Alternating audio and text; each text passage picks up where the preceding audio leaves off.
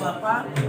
Aku baru nukerin duit 1 juta 10 ribuan, tadinya THR buat anak aku. Terus di dompet aku ada 375.000. Aku nge-gym, terus aku tinggal tas aku karena kan dari kasir jaraknya agak jauh ya, tasnya aku taruh di pojok. Aku pikir kan aku member di situ, nggak mungkin lah dia mau curi karena memang di TKP hanya ada 2 orang, aku dan dia. Terus aku minta tisu, aku buang air kecil ke toilet sekitar 3-5 menit. Terus aku akhirnya ngejim sebentar pulang. Pas sampai rumah, aku lagi pengen ngeluarin duit baruan yang 10.000 aku tukar itu hilang. Terus sama aku buka dompet, di dompet aku juga isinya tinggal 75.000. Nah akhirnya aku langsung datang ke TKP kemarin. Aku bilang sama mbaknya dengan manis, dengan penuh rayuan, karena orang kalau nyuri, kalau makin kita kerasin tetap aja nggak ngaku, maling kan nggak akan ngaku. Udah lembut, aku bilang udah sekarang di TKP cuman kita berdua, nggak mungkin duit itu loncat ataupun terbang, mendingan kamu ngaku aja. Dia tetap tidak ngaku. Sampailah akhirnya kemarin aku seharian aku telusurin, karena memang di TKP itu tidak ada CCTV gitu loh. Jadi memang di situ banyak banget yang kehilangan sebenarnya, tapi sampai saat ini belum pernah ada yang berani ngadu ke kantor polisi kan gitu. Nah kebenaran aku, karena aku juga pengacara, aku juga merasa wah ini nggak bisa dibiarkan. Nominalnya mungkin nggak seberapa, cuma 1,3, tapi cara dia ngambilnya itu udah terlalu kelewatan ya, karena duit aku itu 1 juta itu kan aku taruh di dalam tas ini, itu di bagian dalam. Terus dia juga kalau itu kan duit aku tinggal diambil ya, tapi kalau dompet aku kan banyak kartunya dan susah banget untuk ngambil gitu. Jadi itu sampai dalam waktu 3-5 menit itu dia ngambil semua. Menurut aku ini udah bukan pertama kali, pasti dia sudah melakukan berulang kali, karena dia playing victim banget, dan dia juga malah menantang aku, nggak apa-apa Kak kalau mau adu ke kantor polisi silakan. Ya sudah, akhirnya aku telusurin semua, kebenaran di bawah tempat gym itu ada Indomaret.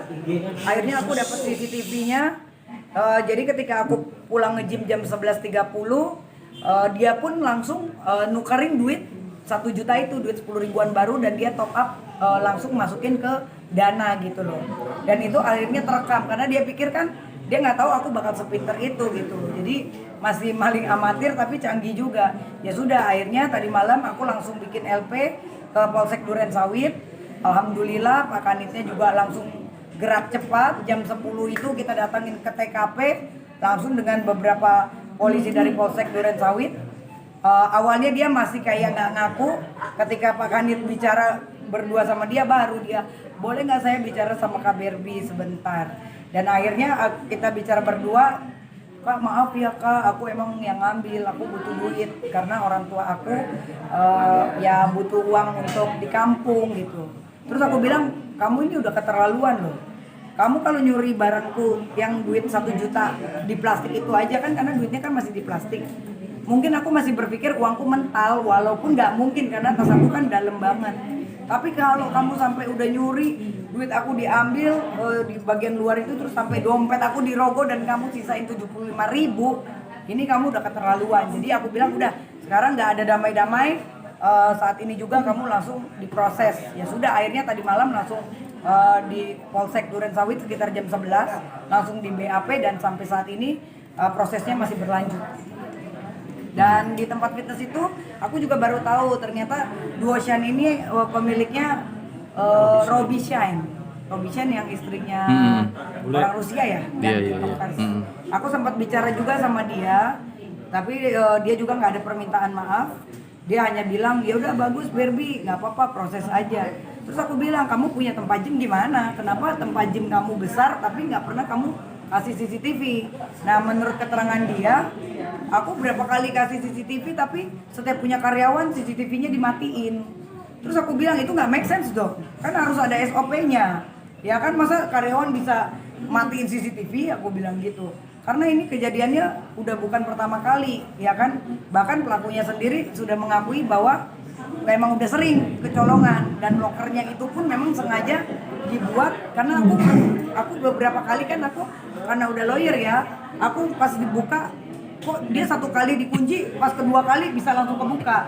Jadi ini warning juga untuk member-member yang lain. Kasihan kan, udah cukup aku aja yang jadi korban. Jangan sampai ini berantai lagi. Dan ini juga mungkin pelajaran, ya kan. Aku juga sempat bilang sama Robi, kamu apapun yang terjadi ini kelalaian kamu sebagai owner. Karena seharusnya ketika kita membuka tempat usaha, udah pasti sekarang warteg aja pakai CCTV. Nah mungkin tempat gym sebesar itu kamu tidak pergunakan CCTV, kan begitu.